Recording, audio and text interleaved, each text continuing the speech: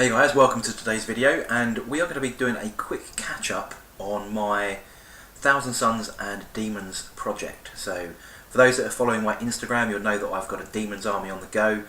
For those of you that were watching YouTube or my Q&A saying I wasn't going to start a new army, I lied. Well, I didn't lie. What I wanted to do was actually enhance the Thousand Sons in a thematic way and add a whole bunch of demons. So that's what I've been doing for the last couple of weeks really. I've been hard at work painting lots of little gribblies ready for my Thousand Sons army to smite down the enemy, smite being rather powerful in 8th edition, and a whole army of demons alongside my Thousand Sons contingent is a good way to do it. So what I'm going to do is have a look at where we've got so far, sort of talk through some of the models, some of the units. If you cast your mind back, if you've been with the channel for a while, you see I've been painting Thousand Sons, and I've done a few painting videos on the progress of those, and sort of a quick catch up really on where we are with that and how far along I've got with the demons. What I'll do is I'll spin the camera around and we'll have a quick look at where we're at. So let's start with the Thousand Sons side. So down here at the front I have some HQ choices. So on the left hand side we have 2 Exalted Sorcerers so far. They are sprayed gold and washed with Reichel and Flesh Shade so far, so nothing overly exciting. But they are forming the 2 HQs that are going with my troops options in order to form a battalion detachment. So those are quite key to be painted up next. Over here I've got a disc of Tzeentch as well. I'm probably going to magnetise the 2 options here so that I can put one on a disc if I want to. But I do have some more of these guys to paint up as well that can be used as sorcerers or exalteds. On the right hand side here then is Araman from the Betrayal of Calth set, I think it is, or the Prospero set. I can't remember which one it is. He is the standard one from the kit there. I do have a dedicated Araman model as well. So I may paint one pre-heresy and one post-heresy. We'll see how we feel. But he's just assembled. He was not a complicated model, that one, because he's not the standalone kit. He came in that big box set. On the left over here then we've got a bunch of bases that are sort of halfway being prepared. You might be catching some custodians in the corner there. While I was doing gold, I thought that would be a good idea to get some of those guys underway. But then we go into the Scarab Occult Terminators. So there's 10 of these in total. The first 5 here are fully painted, ready to go. I just need to complete their basing. So I've done most of the airbrush work on that tonight. So I just need to do some lava effect and paint the trim, and that'll be the first 5 complete. Over at the back is the second unit of Scarab Occult Terminators. They're all equally armed, so we have a sorcerer, a guy with a Soul Reaper cannon, a heavy Soul Reaper cannon, and then a Hellfire rack on one of those as well, and then we have 2 guys just with combi bolters and power weapons at the back. So both the squads are exactly the same. Given deep strike rules in 8th edition, going with the Flamer option I felt was not going to be overly conducive. Given that they have to arrive 9 inches away, they won't get to shoot. So because those ranges are only 8 inches, so Flamer weapons on deep striking units, not convinced yet. Yeah, these guys are coming with the Soul Reapers and the Hellfire racks. On the right here then we have the first and second units of Rubric Marines. So these are featured in my videos before, painting Rubric and painting Scarab Occult in fact. And these are also equally armed, so we have an Aspiring Sorcerer here. Just try and get the camera to focus. No, not going to focus. Oh, well, you get the idea. Yeah, the Aspiring Sorcerer. Then we have a guy with a Soul Reaper cannon as well. Given their special rule that they can move and fire without penalty any heavy weapons, that's pretty good. And then the rest are all armed with Inferno bolt guns. Inferno bolt guns proving rather tasty against heavily armed troops or armoured troops, specifically Terminators. So yeah, the AP -2 on those is pretty damn good. The back unit, equally armed, exactly the same as the front. So Soul Reaper and then bolt guns and an Aspiring Sorcerer. I have another box of these to do, and I'm probably going to assemble 3 of those with the Warp Flamers. So they are pretty tasty. They're AP -2 as well. Just to prevent an assault on these guys, or at least defer an assault or deter an assault with those auto hitting -2 AP shots. So yeah, I'm probably going to be able to mix in and mix and match. The flamer weapons are pretty expensive to add to these because of their rules. But yeah, it'd be just a nice little option to add in. At the back left then we have the startings of Kairos Fate Weaver. So he's going to be a big super character for my demon half of my army.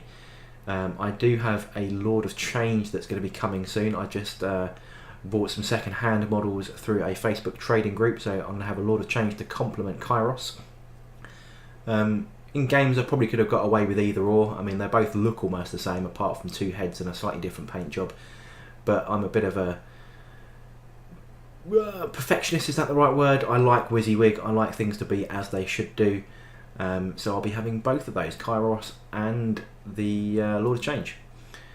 To the right then is the Lord of War. It is Magnus himself. He is probably 90% finished now, so if I try and get a bit closer in on him,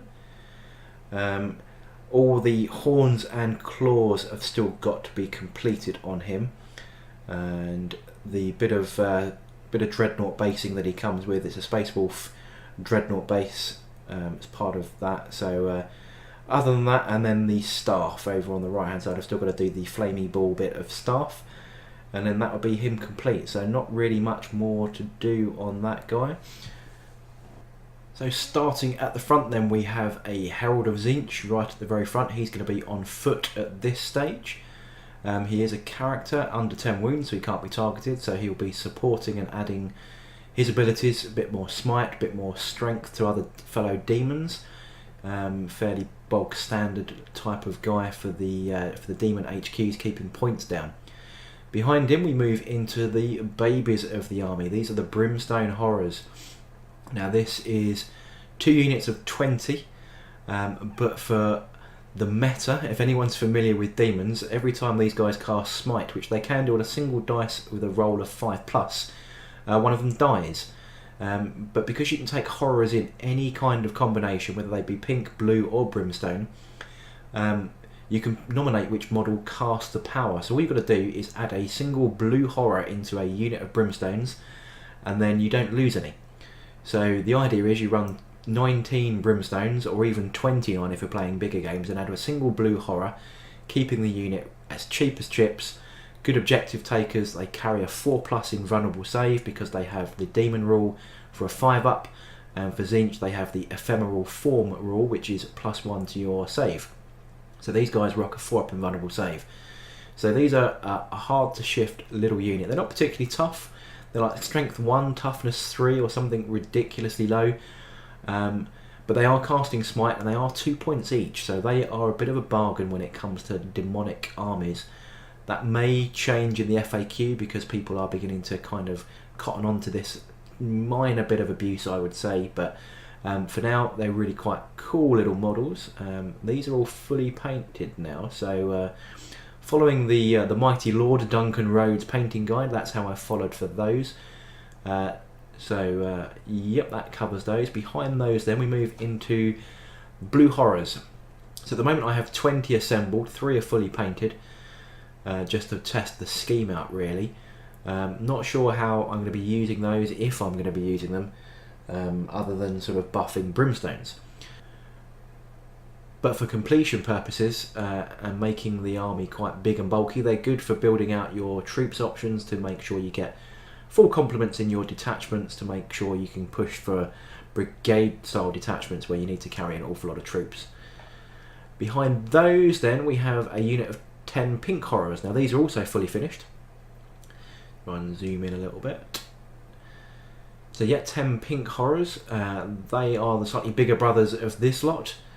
If you go back in time and you can look at your rules, you know that pink horrors then split into blue horrors, which then split into brimstones. Not currently doing that in 8th edition really. I think you can, but you have to pay for the reinforcement points, which kind of makes it a bit pointless, so you might as well just go cheap. These have a little shooting attack, it's not particularly powerful. So yeah, nothing overly special. They are 10 points a model. I think that's quite expensive for a pink horror.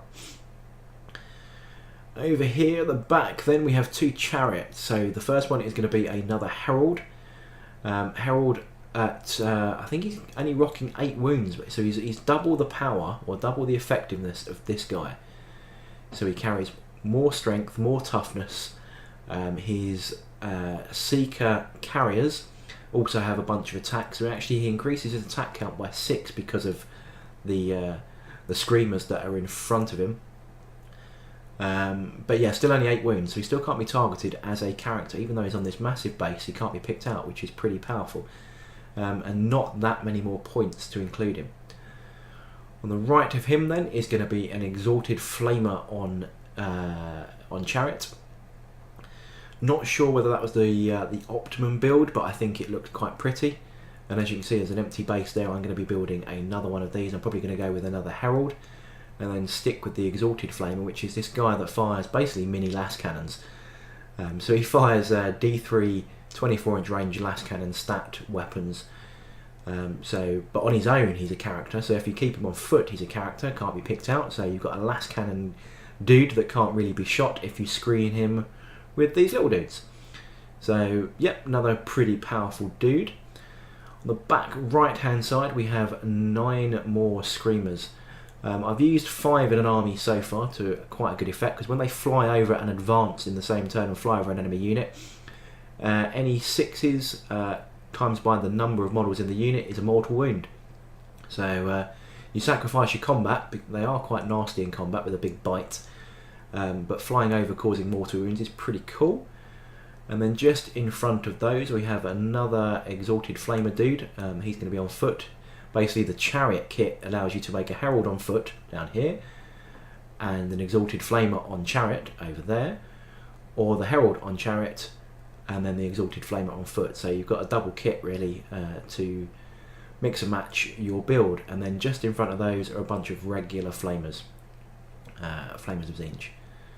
So that is where the army is at. Let me just zoom right out and you can get a good view of my tabletop and workbench as we progress with the Thousand Suns and the Demons of Tzeentch.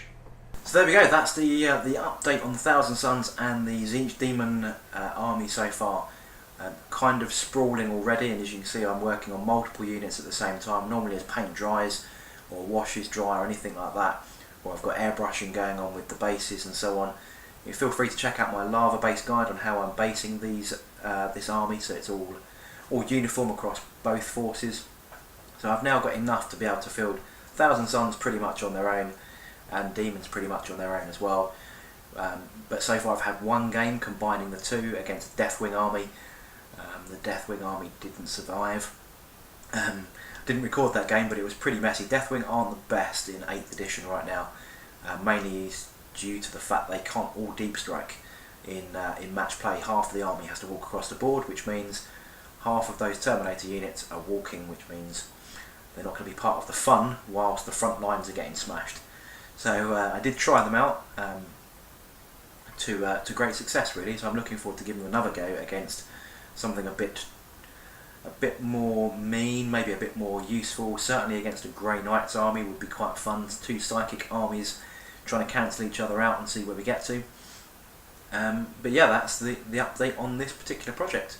So I hope you enjoyed that video and the catch up and the quick chat about the models that are in front of me right here, and I shall catch you on the next video.